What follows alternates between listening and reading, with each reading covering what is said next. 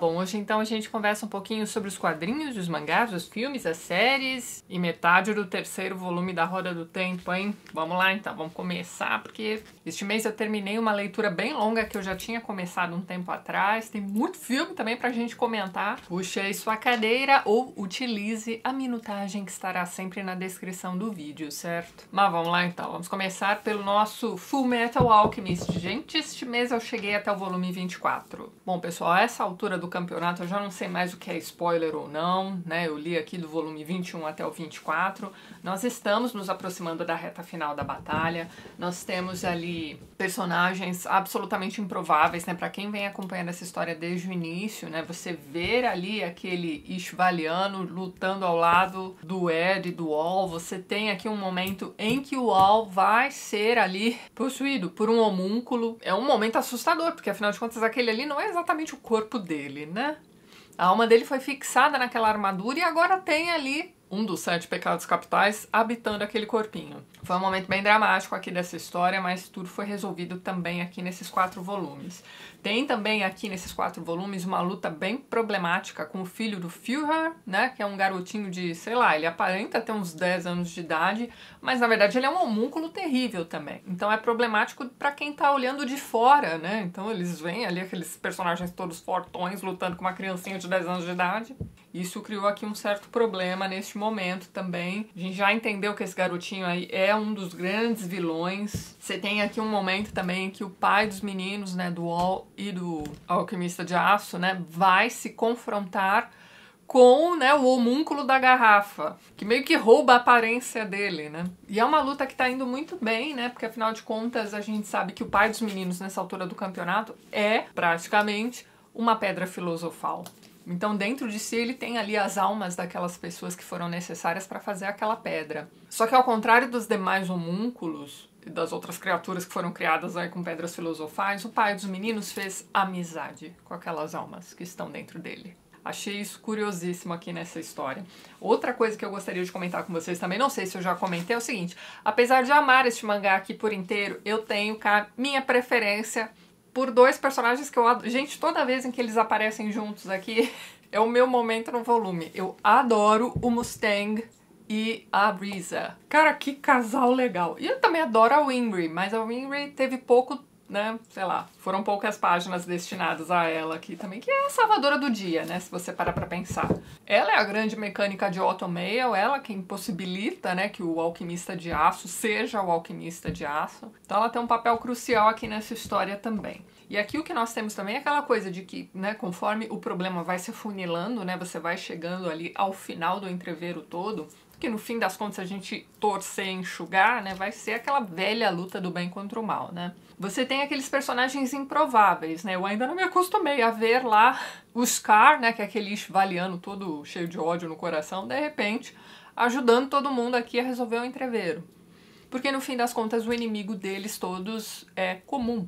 E cá pra nós, né, se Winry perdoou o Scar, né, então uma das coisas mais bacanas em Fullmetal Alchemist é isso aí, né, você não tem essa coisa tão marcada, né, do bem contra o mal. Você tem os tons de cinza aí no meio.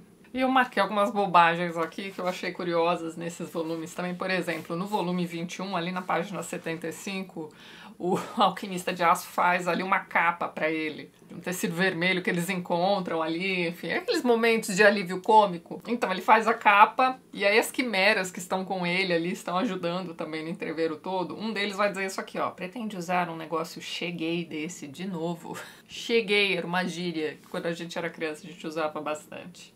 Então um detalhe que eu achei que eu tinha marcado aqui, mas não estou encontrando. Você tem uma personagem feminina mais velha aqui, que é meio que a mãe do Mustang também, fazendo uma pesquisa, né? Então ela tá juntando fotografias e notícias antigas em que o Führer aparece, assim, com a mesma aparência. Então mesmo quem não está lá diretamente envolvido no entreveiro a ser resolvido, já percebeu que tem alguma coisa de muito estranho aqui, ó. Com este cara bigodudo e seu filho também. É isso. No mês que vem vamos encerrar Fullmetal Alchemist.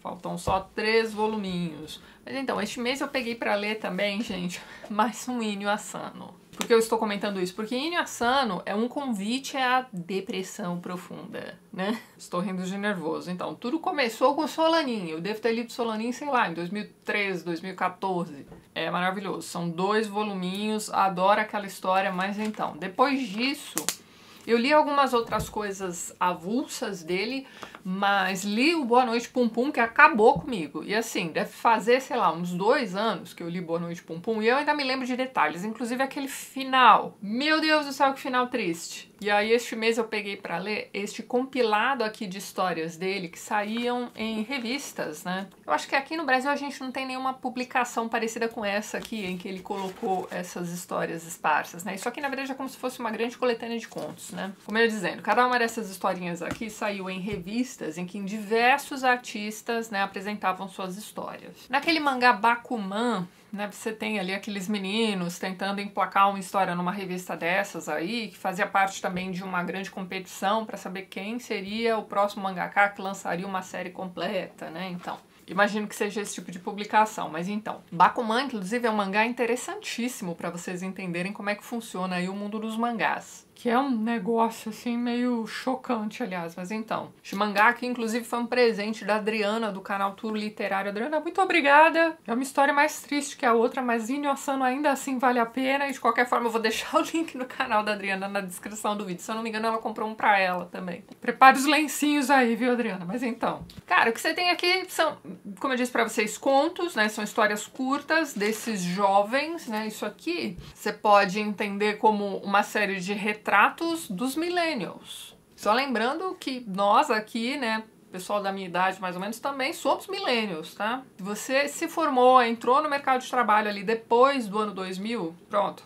Tu é millennial também, tá? Mas então, tô dizendo isso porque o pessoal às vezes enche os pulmões pra reclamar dos millennials. Ora, nós também somos, vocês estão confundindo aí os nomes das gerações, hein? Mas então, você tem aqui algumas histórias de adolescentes ainda no colegial, outros que já saíram da faculdade, outros que terminaram o colegial, mas não sabem o que fazer da vida. Na verdade, a esmagadora maioria dos personagens apresentados aqui nessas histórias não sabe o que fazer da vida.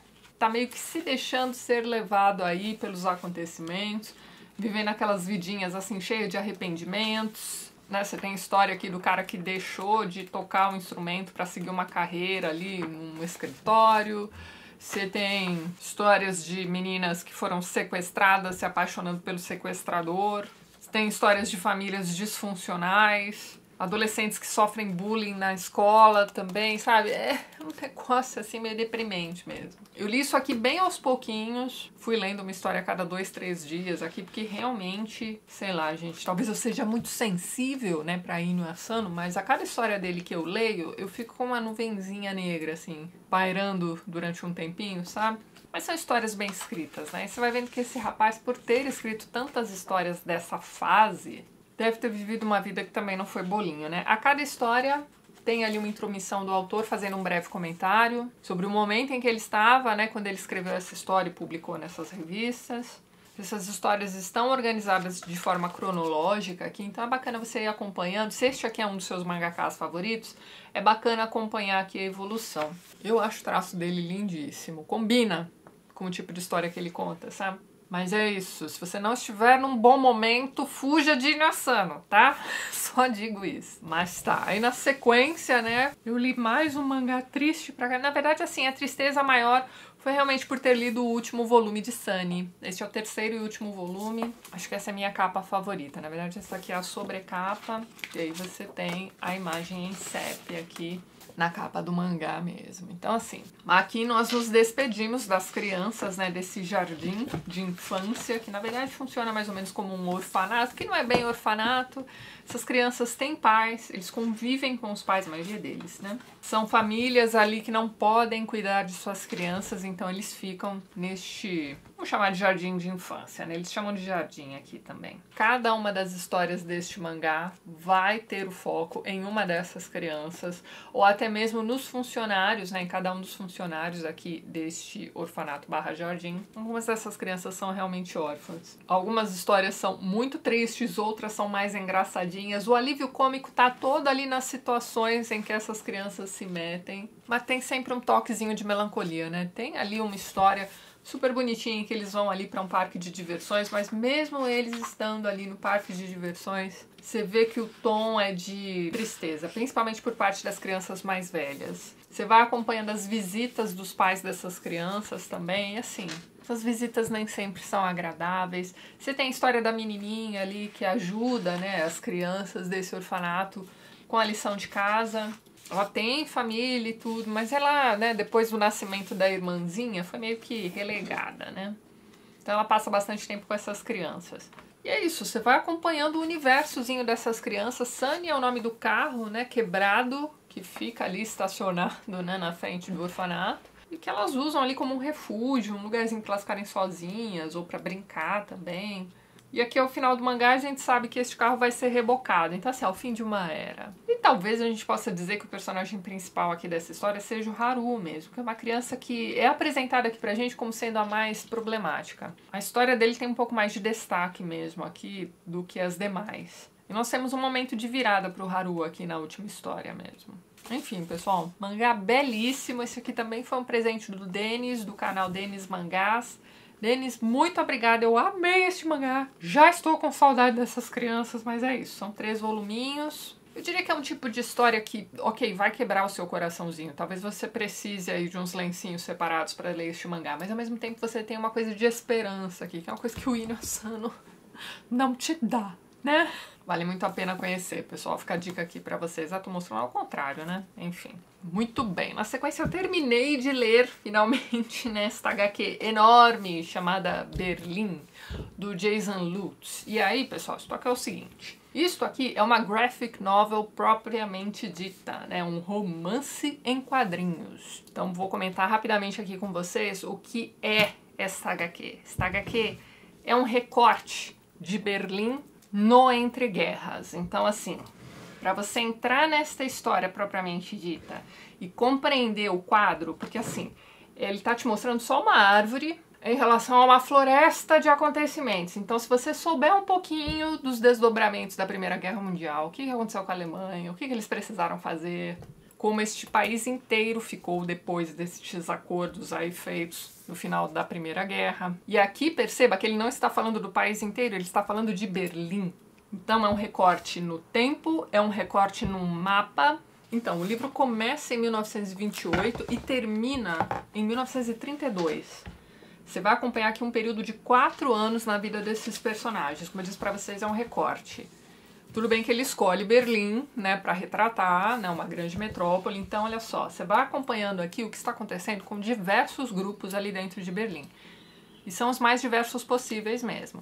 Você tem ali um retrato da ascensão do nazismo, mas o que estava acontecendo ali naquele momento com os diversos grupos. Então, você tem o pessoal mais rico, o pessoal mais pobre. Você tem um pessoal que acredita que o comunismo pode ser a saída para a situação periclitante que eles estão vivendo, e você tem um pessoal ali, principalmente o pessoal que já está em comando, tentando ali já criar aquela parada que ali na frente vai ser chamada de nazismo. Você acompanha os burgueses, você acompanha os jornalistas, você acompanha os políticos, você acompanha o povão, você acompanha os judeus, que, né, fica sendo, né, jogado de um lado para o outro.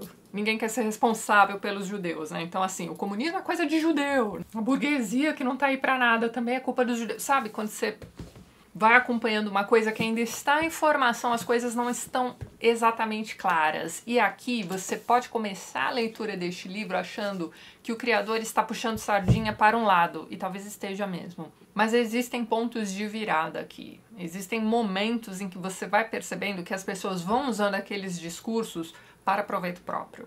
Então, do mesmo jeito em que aqui você acompanha aquele recorte de 4 anos em que você tem a ascensão do nazismo e não acompanha os seus desdobramentos, que para nós são bem batidos, né? A gente tem aí quilos de filmes e livros sobre a Segunda Guerra Mundial, a gente sabe qual foi o desdobramento disso tudo. Mas a gente também sabe que somente depois da morte de Stalin a gente descobriu direitinho o que é que estava acontecendo lá na Rússia, não é mesmo? Então existe todo um idealismo, existe um jeito de se fazer as coisas aqui que parece que vai ser a solução, né? As pessoas se ajudando, as pessoas, né, vivendo naquelas comunas, ao mesmo tempo em que muitas vezes ele dá um zoom ali em algumas daquelas pessoas e você vê que aquilo ali também não era perfeito. Você tem um zoom ali no que está acontecendo com a burguesia e você sabe que tem pessoas se desenvolvendo para serem pensadores ou para expor aquelas ideias, seja por meio da arte, seja por meio da escrita, mas que também vai ser julgado pelos demais grupos. Então, assim, você fecha estes retratos aqui que ele faz de todos esses grupos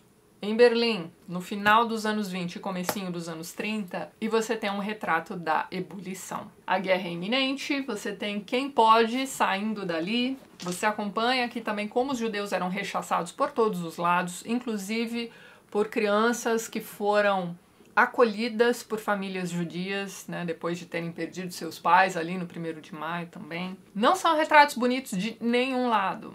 Então é uma HQ bem interessante, mas é aquilo. É uma leitura como se fosse a leitura de um romance gorducho mesmo, né? Esta HQ tem esse tamanho porque o papel é aquele papel bem encorpado.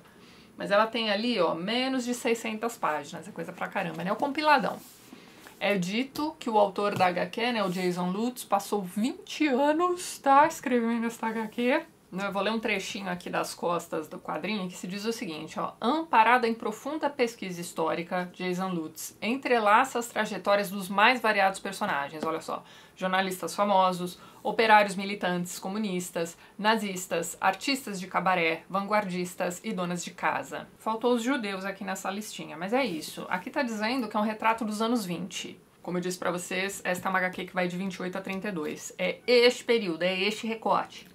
Para saber o que aconteceu antes, dê uma pesquisadinha, e para saber os desdobramentos, assista aí qualquer filme sobre a Segunda Guerra Mundial, né? E leia aí a respeito, tá, pessoal? Fica a dica aqui pra vocês desta baita HQ interessante. Ela não é maravilhosa o tempo todo, não, tá? É um assunto pesado, tá? A personagem da jovem burguesa que vai para Berlim para estudar artes aos 29 anos de idade e fica ali sendo sustentada por outras pessoas, sabe?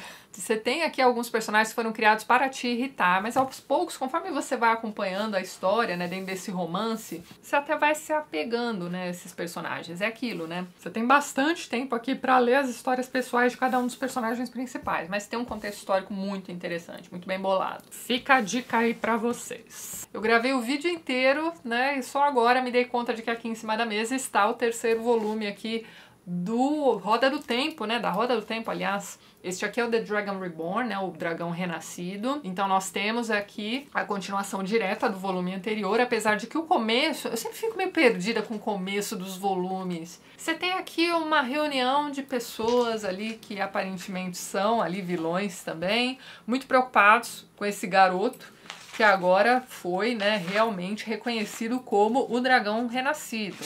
Então você ainda tem alguns membros aqui desse grupo duvidando, achando que ele é um, sei lá, um fantoche, ou que ele é, sei lá, um grande embuste, como alguns outros também foram. Então existe uma certa dúvida aqui, mas ainda assim eles vão investigar. Este é o grupo do Children of the Light, né? Pelo nome parece uma coisa boa, mas deu pra ver aqui que eles vão se opor ao Rand, sim.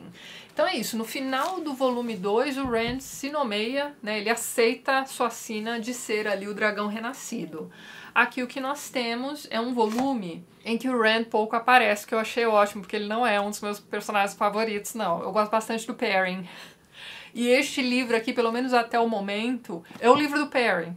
O Matt até aparece aqui também, ele tá se recuperando, aliás, aparentemente ele já se recuperou. Mas nós temos aqui no começo também o Rand fugindo, né, indo embora ali. E aí nós meio que temos aí o Perrin e a Moiraine buscando pelo Rand. No meio dessas buscas eles vão conhecer ali um cara que precisa de ajuda pro seu irmão, né, e aí ele conta o que tá acontecendo com esse irmão e o Perrin entende, né, porque o Perrin é meio que um lobinho também, né. Passou bastante tempo ali com os lobos e tal, e ele meio que manja aí desse assunto.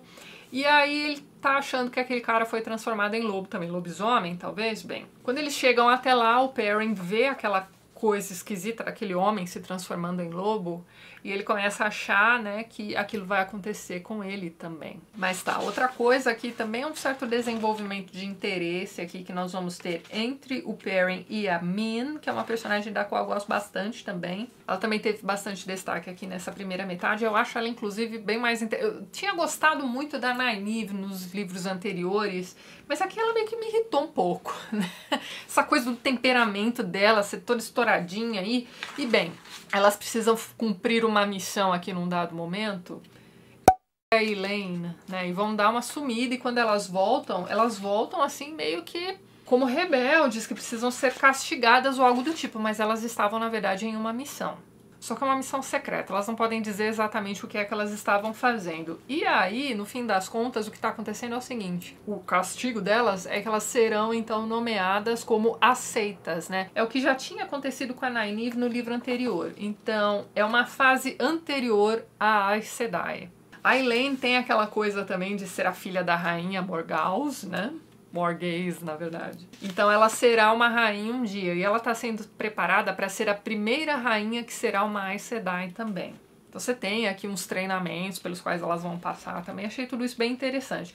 Tem um momento aqui em que o Matt, já meio recuperado, vai se encontrar ali com as meninas, e a Elaine vai pedir que ele leve uma carta para a mãe dela, que é a rainha, né? E aqui onde eu parei, né, que é o capítulo 30, ele tá fazendo isso. Ele tá se preparando para essa viagem, ou já começou essa viagem. Mas tá, o Rand aparece super pouco aqui, mas ele tá passando por aquele momento existencialista em que, oh meu Deus, eu sou o Dragon Reborn. Continua, né, essa lenga-lenga. E uma outra pessoa que aparece aqui do nada, né, reaparece do nada, é o Lan, que é outro dos meus personagens favoritos. Então, este é um livro que eu estou achando bem mais interessante do que os dois primeiros. Eu li mais rápido também essa primeira metade do livro. Os outros livros foram mais arrastados pra mim. Apesar de que nós não temos grandes ações acontecendo aqui nessa primeira metade. Imagino que ele esteja criando o ambiente para momentos de grande ação ali na segunda metade, certo? A questão do Matt ter sido curado, né? Ele foi curado dos efeitos daquela adaga, mas aparentemente, né? Ok, ele se livrou da adaga e dos ferimentos.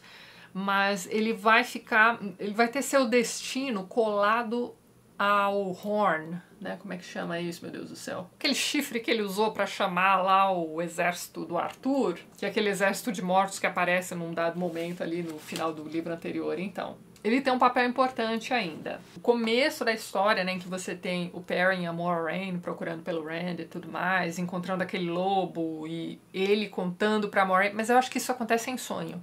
Ele vai contar pra ela, né, tudo que ele sabe a respeito dos lobos, que é um conhecimento que Moiraine curiosamente não tinha. Ela tinha, assim, vagamente uma ideia do que eram aquelas criaturas, né, e do que eles poderiam fazer, mas aparentemente é isso, né, um conhecimento mais do Perrin mesmo, e essa coisa dele temer se transformar naquilo que eles viram, né, no irmão do cara ali, foi meio pesada aqui no começo desse volume também. Mas é isso, apesar de termos aqui um começo mais leve, né, em termos de grandes acontecimentos terríveis, imagino que a segunda metade vai ser mais pesada aí, certo? Então no mês que vem vou continuar a leitura aqui do terceiro volume, né, e já comento aqui com vocês então o término do Dragon Reborn, certo? Agora vamos às séries e filmes que nós assistimos este mês. Esta aqui é uma pilha imensa de DVDs que nós assistimos este mês. E as duas séries que nós assistimos estão em streaming, né? Então nós temos uma na HBO Max, que é o Chapelwaite, é isso mesmo? É isso mesmo, Chapelwaite. É uma série com aquele rapaz do piano. Essa é uma série baseada numa história de vampiros do Stephen King. Aí minha dúvida é, será que essa história é baseada naquele livro Salem ou em um conto dele chamado Jerusalem's Lot? Eu acho que é neste conto que a história se baseia, mas tá. Vampiros do Stephen King.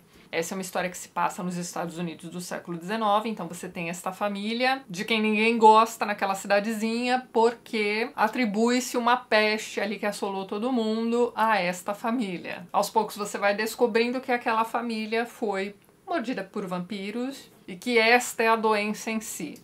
São, sei lá, 10 episódios, é uma série bem contadinha, sabe? Com Stephen King, de séries baseadas nas histórias dele, né? É coisa meio que uma loteria, né? Pode ser muito bom ou muito horrível. Essa é uma série boa, pra quem gosta de histórias do século XIX, histórias de vampiros, sei lá. De qualquer forma, é uma história bem contadinha, né? Os atores convencem. É uma história toda escura, a maioria dos episódios se passa à noite. Já falei pra vocês que eu tenho uma certa preferência por esse tipo de filmes e séries, não é mesmo? Alguns episódios são muito arrastados, né? Então demora-se muito tempo pra criar o ambiente, pra acontecer alguma coisa lá no final. Mas essa é a opinião geral que eu tenho de absolutamente tudo do Stephen King que eu já li na minha vida.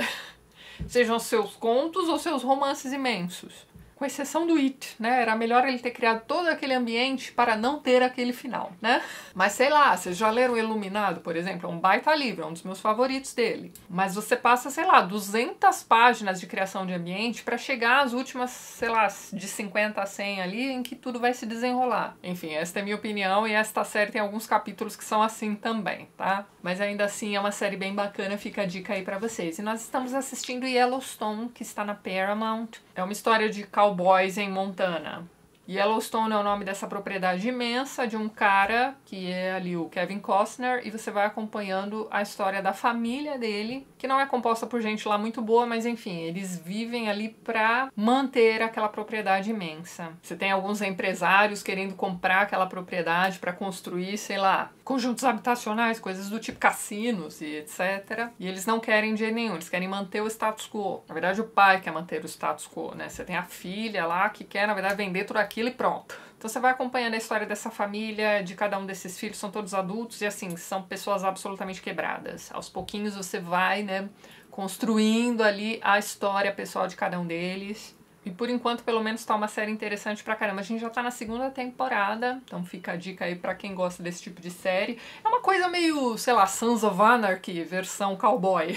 Mais ou menos isso, acho que vale a pena vocês darem uma olhadinha. Mas vamos aos filmes. Dessa vez a gente só assistiu filmes que estavam aqui na coleção. Alguns muito bons, outros assim, mas vamos lá então. A começar por As Bruxas de Salem. Foi assim que a gente começou o mês. Este é um filme do começo dos anos 90. Você tem a Winona Ryder e você tem ali o Daniel Day-Lewis. Aliás, todo o elenco deste filme é muito bom. Essa é a história da peça do Arthur Miller, que foi casado com a Marilyn Monroe. Então, a peça era uma coisa, assim, pra contar sobre aquele período do macartismo, né, a caça às bruxas, que foi aquilo ali em Hollywood, principalmente. Então, existe um subtexto ali por trás da história das bruxas de Salem, tá? O filme tem mais cara de filme pra contar a história das bruxas de Salem mesmo. E é uma história de histeria. Você vai acompanhando essa histeria coletiva e como tudo parte de uma figura carismática que vai criando ali uma teoria da conspiração, e como todas as outras pessoas consideram aquela figura ali carismática, pronto, vai todo mundo atrás dela. Vai imitá-la, vai corroborar com tudo que ela diz, enfim, essa é a Winona Ryder aqui nessa história. Na verdade, o que ela quer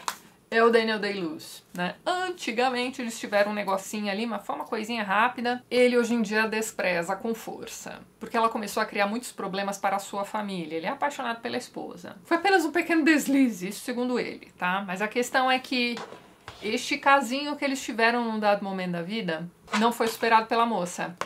Então ela tem uma motivação para criar aquela histeria toda.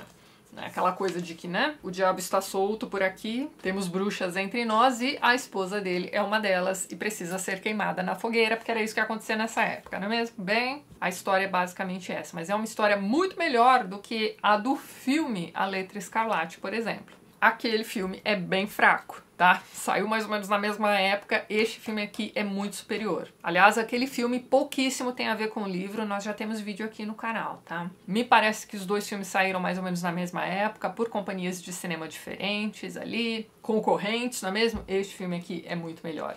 E você tem ali, na última meia hora do filme, Daniel Day-Lewis dando um banho, como ele sempre dá, não é mesmo? Esse cara é muito bom. Mas você tem uma questão ali a respeito do nome ligado à honra, né? Pelo menos este final do filme aqui, ó, faz com que este aqui seja um filme formador de caráter, tá? E eu acho que funciona principalmente com pessoas mais jovens. Quem já viu esse filme aqui, vocês devem se lembrar dessa cena. Cara, baita momento. Gosto muito desse filme por conta deste momento, inclusive. Aí depois a gente assistiu mais um clássico dos anos 90, que é Possuídos, pessoal. Este aqui é um baita de um filme do Denzel Washington. É do final dos anos 90, né? É um filme que talvez não tenha envelhecido tão bem. Ele tem um filtro, ele tem um jeito de filmar, assim, que acho que não deu uma boa envelhecida, não. Mas ainda assim, é um baita filme e uma baita história. Aqui nós temos Denzel Washington investigando um caso de possessão. Você tem o Azazel, né? O Azazel, como o demônio da vez aqui. Este é um demônio que é bem fã dos Rolling Stones, né? Ele canta aquela musiquinha Time is on my side. E esse é um demônio que passa pelo toque. Só vai fazer sentido quando você assistir essa história. A questão é que ele começa a investigar essa história quando um cara que ele ajudou a prender, né, por ser ali um psicopata tenebroso, vai para a cadeira elétrica. E nesse momento ele fala em línguas, uma coisa assim, bem, ele tá lá possuído pelo Azazel e o Azazel tá lá avisando que ele vai voltar. Então ele começa a investigar ali diversos casos que tem a ver com este demônio. Eu estou me ouvindo contar a história desse filme e não parece nada interessante. Mas, gente, sério, é um dos melhores filmes do Denzel Washington. Pode assistir aí que vocês vão gostar. Tem o John Goodman aqui também. O pai do Kiefer Sutherland também tá aqui nesse filme. Olha, o elenco é bem bom. É um filme cujo ritmo é bastante rápido também e dá um banho em qualquer coisa que você tenha assistido ultimamente aí, seja lá qual streaming. Pode ver que vale a pena. Aí a gente assistiu um filme chamado Chernobyl.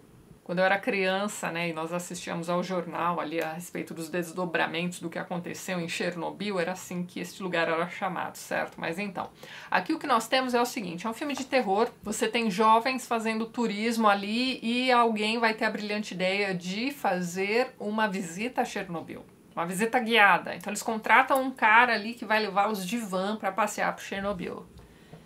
Excelente ideia, não é mesmo? Não. Coisas terríveis vão acontecer com esse grupo de jovens ali, porque, né, o carro vai quebrar, eles estão ali perdidos em Chernobyl. E bem, não é nada demais. É mais um daqueles filmes, vai ter outro aqui nessa pilha também, que, né, serve como um alerta aí pra você não fazer esse tipo de visita guiada meio besta quando você estiver viajando aí, tá certo? Ainda assim, se você gosta desse tipo de filme de terror, talvez valha a pena e você dá uma olhadinha nesse filme também. E aí nós vimos também alguns filmes dos anos 80, dentre eles um que eu nunca tinha visto, que é esse aqui, ó, Picardias Estudantis. Sim, nós temos o Champagne aqui. Gozada que aqui na capa do DVD tá escrito, também estrelando Nicolas Cage, né? Nicolas Cage faz a aparição mais rápida do cinema. Ele é tipo o cara que trabalha na hamburgueria virando os hambúrgueres. E ele aparece por, sei lá, 5 segundos no filme. Mas ainda assim o nome dele tá aqui nos créditos. É um daqueles filmes cheios de atores daquela época que você vai reconhecer. Você tem a Jennifer Jason Leigh, você tem essa Phoebe Cates. E é um filme do Cameron Crowe. O Cameron Crowe, apesar de também ter escrito diversos roteiros de filmes dos anos 80, é um cara que ficou mais famoso um período depois ali do John Hughes. Então, salvo engano, Jerry Maguire é dele, mas você tem Quase Famosos, que é um dos meus filmes favoritos. Você tem também Elizabethtown, ou em português acho que ficou Tudo Acontece em Elizabethtown. Uma das últimas coisas que eu vi dele foi um documentário muito bacana sobre Pearl Jam. Mas ele tem outros filmes que se tornaram também clássicos da Sessão da Tarde, né? Eu, como nasci no comecinho dos anos 80, passei a assistir Sessão da Tarde mais tarde, né? Então peguei todos esses filmes aí em reprises, digamos, né? Este aqui não era um filme de Sessão da Tarde porque ele tem nudez. Ele devia passar no SBT à noite. Então passou despercebido por mim. Mas é aquela coisa, é um filme de adolescentes no colégio. É um filme engraçadão. Acho que foi a primeira vez que eu assisti uma comédia com o Champagne. Então tá, se você gosta desse tipo de comédia dos anos 80, talvez você queira dar uma olhadinha nesse filme aqui também. Aí depois a gente assistiu mais um filminho de terror bem boladinho, bem redondo, chamado When a Stranger Calls. Eu vou descobrir o título deste filme em português e vou deixar aqui em cima. Este aqui é um filme baseado naquela lenda urbana da babá que atende um telefone de um psicopata e o psicopata já está dentro da casa. Então é isso, é um filme rapidinho também, 1h30 você mata esse filme e é bem interessante, bem bolado, bem filmado. Filminho de terror que não fala mal de ninguém, sabe assim? Esse é o tipo de filme que a gente ia bastante ao cinema pra assistir ali no começo dos anos 2000. Por algum motivo passou por mim também, mas eu achei bem bacana. Esse filme também tem alguns atores ali bem conhecidinhos daquela fase ali do começo dos anos 2000. Filminho bacana, também fica a dica pra vocês. Aí depois a gente assistiu um filme que é tão estranho, meu Deus do céu, que filme estranho. O filme se chama Regras da Atração. Será que essa capa pode me trazer problemas? Vou ver se eu acho um pôster diferente desse filme e vou colocar aqui. Mas então, é um filme com o Dawson. Ele é praticamente um traficante desses que atuam dentro de campos de universidade, basicamente. É uma história que se passa dentro de um campus de universidade. Então você tem aqueles diversos tipos, você vai acompanhando o desdobramento aí da vida dessas pessoas naquele momentozinho também. Tem um elenco de figurinhas bem conhecidas dessa época também. Eu nunca tinha visto esse filme, ouvi há muito tempo e já não me lembrava de absolutamente nada, mas enfim, este é um filme que se passa todo de trás pra frente. Na verdade, eles são jovens adultos, né? Então é um drama que se passa nesse momento da vida, em que ninguém sabe o que vai fazer da vida, sabe? Pessoal meio perdido, recorrendo a drogas. Esse deve ser um filme do final dos anos 90 ou comecinho dos 2000 também. É É um filme mais pesado, mas ainda assim é um filme interessante. Ao contrário do que pode parecer, não é exatamente um filme bobo e sem profundidade, não, ó. Tem algumas coisas interessantes aqui. Pra quem gosta desse tipo de filme, acho que vale a pena dar uma olhadinha também. Aí a gente assistiu mais um filminho de terror, outro desses filminhos que não fala mal de ninguém. É um filme que se passa numa noite em um hotel. O título em português ficou Hotel da Morte. A questão é a seguinte, você tem este hotel histórico que está sendo fechado. É um prédio antigo pra caramba, enfim, é a última noite de funcionamento deste hotel, né, que quase mais ninguém usa, né, enfim, quase mais ninguém se hospeda ali, então você tem esses dois funcionários, né, balconistas, são os últimos funcionários do lugar, todo mundo já foi demitido, e eles vão passar essa última noite neste hotel.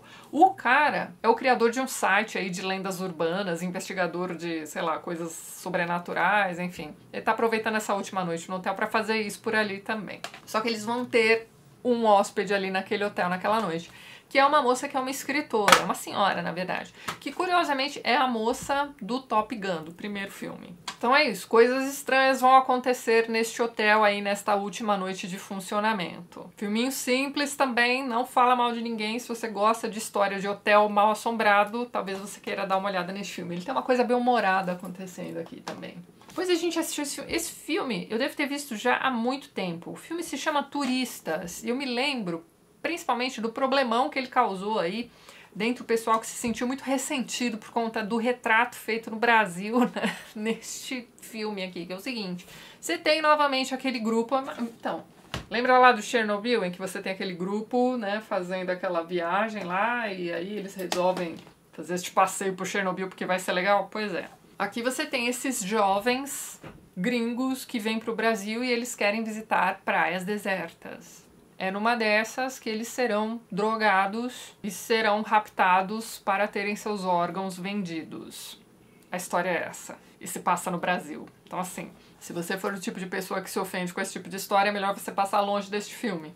Também tem um pessoalzinho famoso aí de 2010, mais ou menos. Você tem a Olivia Wilde, um cara de uma série chamada Las Vegas, né, Josh Duhamel. Você tem aquela Melissa George também. Então tem um pessoalzinho conhecido aqui neste filme. Mas é isso, é mais um filme naquela pegada jovem. Preste atenção pra onde é que você tá indo quando você tirar férias, né? Mas são filmes mais pesadinhos, né? Isso é pra quem gosta desse tipo de terror mais violento, tá?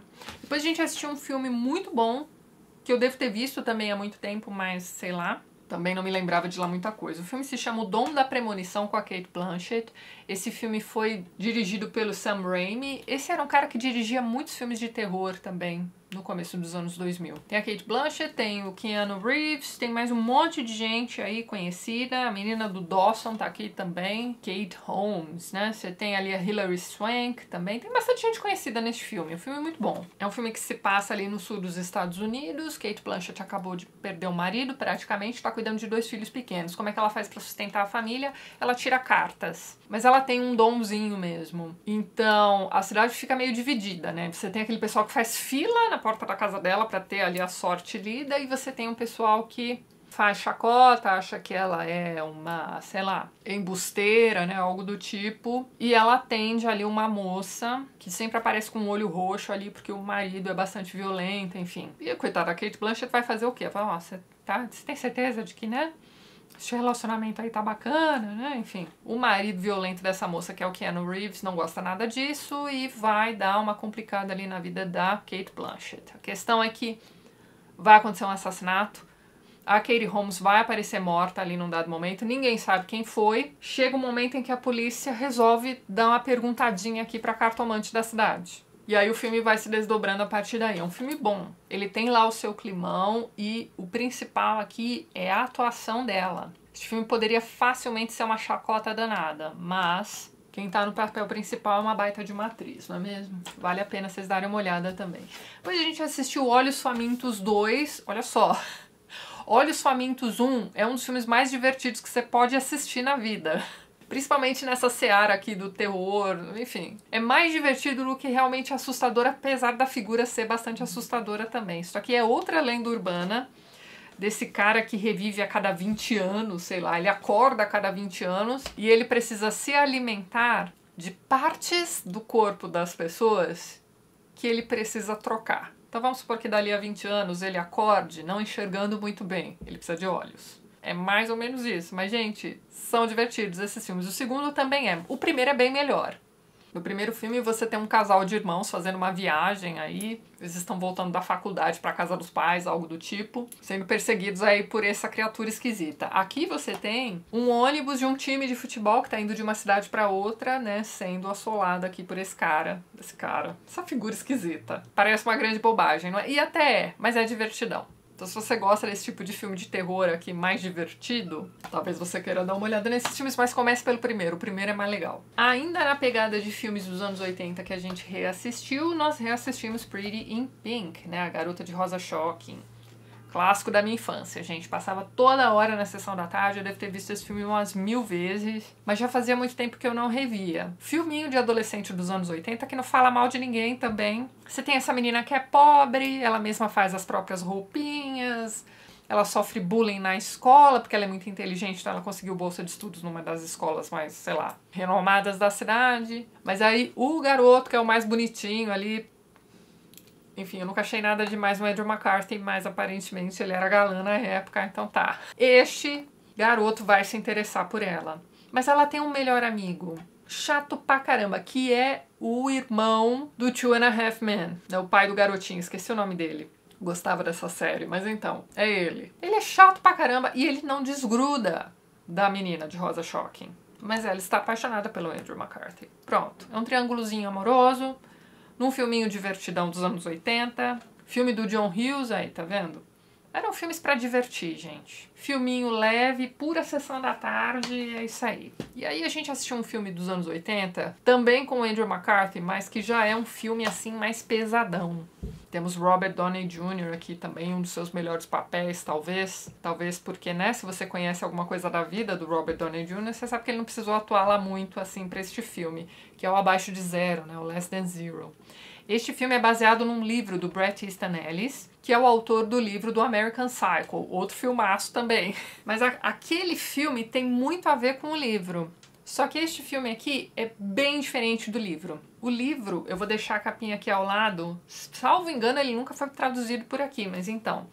O livro é o seguinte, é a viagem do Andrew McCarthy aqui no filme, né, o Clay, voltando para casa no Natal, tá? Voltando da faculdade para casa dos pais. E ele vai se entupir de drogas. O plano é esse. Para aguentar a família, ele precisa estar drogado ali o tempo todo. Então ele vai procurar a ex-namorada, reata o namoro ali naquele período também. Ela também cheira tudo, né? E aí é isso, eles passam aqueles dias do feriado do Natal se drogando muito, indo de bar em bar, de balada a balada. A ideia é essa. E no livro, o personagem do Robert Downey Jr. é o mais normal.